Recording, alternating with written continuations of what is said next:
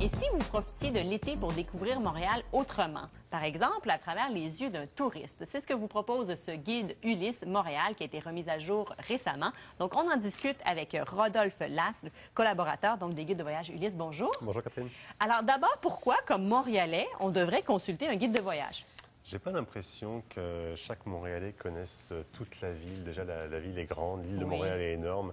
Et c'est vrai qu'on a un petit peu tendance peut-être à se cloîtrer dans son quartier. C'est vrai qu'on est bien dans son quartier, on a ses petites habitudes. Et on n'a pas toujours l'occasion, si on habite sur le plateau, d'aller dans l'ouest de l'île ou dans l'est de l'île, ou même, pourquoi pas, à Westmount ou sur NDG ou n'importe où. Donc du coup, c'est clair que ça donne pas mal d'idées, en fait, surtout pour des idées de destination, des idées de parcours, pour aller un petit peu découvrir sa ville et puis faire un petit peu ce qu'on ferait dans une autre ville, c'est-à-dire on va à Ottawa, on va à Toronto pour une fin de semaine. On fait jamais ça, flâner, à Montréal. En fait. Flâner, c'est ça, flâner, découvrir des choses, des petites boutiques, des restaurants, des musées, des parcs, n'importe quoi en fait. Parce qu'effectivement, vous avez raison, on reste dans notre quartier et après, j'ai l'impression qu'on va ailleurs quand on a un événement ou une activité bien précise. On va aller au festival de jazz ou quoi que ce soit, mais d'aller flâner, comme vous le dites, découvrir un autre arrondissement, on le fait rare, peu. Oui, tout à fait. Vous proposez 22 circuits. Quels sont-ils? Il y en a, vraiment, ça couvre, je dirais, surtout évidemment, c'est très centré sur le centre de l'île de Montréal, aussi bien le vieux Montréal, le vieux Montréal, la petite Italie, le centre-ville, donc vraiment tous les quartiers majeurs de Montréal. Et après aussi, évidemment, on parle aussi des quartiers de l'est de Montréal ou des quartiers de l'ouest de Montréal, du quartier du nord, des îles. Donc je dirais à peu près, on ne peut pas dire que 100% de l'île soit couverte, mais je dirais qu'il y a une bonne partie de l'île qui est couverte. Justement, vous faites 800 recommandations, que ce soit de restaurants, d'hébergements, d'activités. Comment ils sont choisis?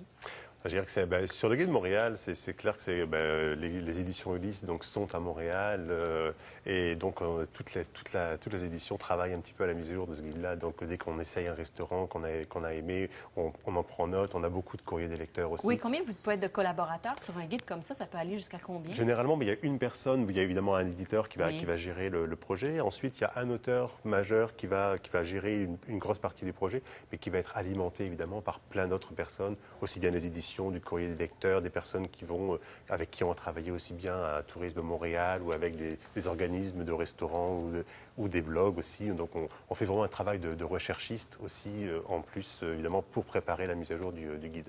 Donc en fait, les 800 adresses sont choisies à travers toutes ces personnes-là d'une certaine façon. Après, il y a beaucoup d'adresses qui sont évidemment immuable, je veux dire, on ne va pas enlever le MEAC par exemple ou des restaurants comme ça. Donc le Pied de Cochon, c'est clair que c'est oui, on le met à jour. Devenu une institution. C'est une institution qui va rester de toute façon dans le guide, oui. Mais justement, parlons-en parce que c'est la 17e édition qui a été remise à jour. Comment vous choisissez celles qui sont ajoutées, mais aussi celles que vous enlevez? Parce qu'évidemment, si on ajoute, on en enlève aussi. Oui, je sais pas, il y a quelques pages en plus des fois, ou bien on a tendance peut-être maintenant à essayer de condenser les textes pour mettre plus d'adresses, ou bien on met moins d'hôtels parce que c'est clair que de plus en plus les personnes qui réservent leur hébergement le font peut-être plus vers Internet, via Internet. Donc du coup, on a peut-être moins besoin d'avoir ce genre d'adresse dans le guide, mais par contre, c'est clair qu'on essaye d'augmenter les adresses de proximité parce que le guide s'adresse aussi, premièrement, évidemment aux touristes, mais c'est un guide qui est pas vraiment fait pour les touristes. C'est plus un guide pour les Montréalais ou les personnes qui vont rester plus de temps à Montréal. Il y a des guides comme Escale à Montréal qui est beaucoup plus adapté à un tourisme de 3-4 jours qui va rester, qui va être vraiment basé sur les priorités de Montréal. Ce guide-là, il comporte aussi bien des boulangeries que des boucheries, que des commerces de proximité dans des petits quartiers comme ça. Mais justement, quand on achète un guide de voyage, c'est toujours le Paris authentique, le New York authentique, Barcelone authentique. Qu'est-ce que le Montréal authentique? Peut-être qu'il y a plusieurs Montréal. Il n'y a pas un Montréal authentique. Et puis le Montréal authentique, c'est peut-être le Montréal, je dirais, bon, c'est vrai que c'est un mot qui est un petit peu galvaudé quand même, authentique, mais c'est le Montréal qu'on va découvrir dans les quartiers qui sont pas spécifiquement formatés pour le tourisme. Donc aussi bien sur le plateau, si vous baladez dans les petites ruelles, par exemple, là vous allez pas voir vraiment, vous allez voir peut-être justement une facette du Montréal authentique.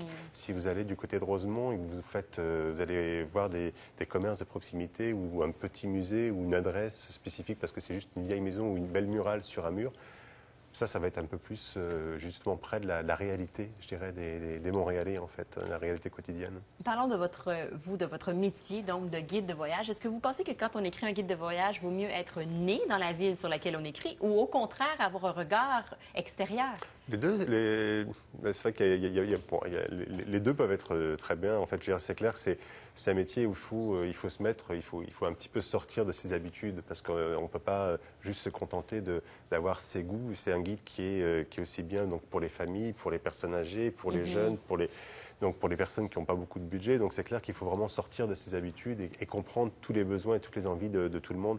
Ensuite, c'est vrai qu'on a toujours un petit peu l'avantage, quand on vient de l'extérieur, de voir la ville avec un œil différent. Et c'est vrai que quand on vit depuis trop longtemps ou qu'on est vraiment de la ville, on a tendance à oublier un petit peu des choses qui nous paraissent évidentes alors qui sont vraiment différentes, qui sont importantes. Mais en fait, vous avez un peu le meilleur des deux parce que vous êtes un Français d'origine, vous êtes arrivé à Montréal depuis 2001. Donc, vous avez ce regard à la fois de quelqu'un qui réside quand même ici depuis plusieurs années ça, oui. et d'être capable de... Je suis encore, malgré, ça fait une quinzaine d'années que je suis ici, je suis encore dépaysé à Montréal et je trouve justement qu'on peut très bien changer de quartier complètement et être dépaysé à Montréal juste en quelques stations de métro. Est-ce que vous faites le meilleur métier du monde?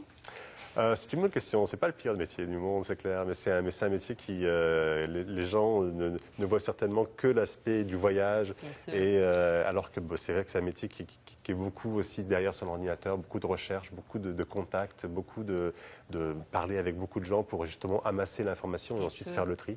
Donc c'est un métier, oui, passionnant, évidemment. Oui. Ben oui, vous me dites, vous revenez du Costa Rica et là, vous allez passer l'été à Montréal devant votre ordinateur à rédiger. Donc, vous n'êtes pas toujours en voyage. Merci beaucoup d'être venu nous en parler. Alors, évidemment, Librairie Ulysse, vous pouvez le trouver dans toutes les librairies, mais il y a 2 librairies Ulysse à Montréal et vous pouvez aussi l'acheter en ligne au coût de 18 $. Merci. Merci.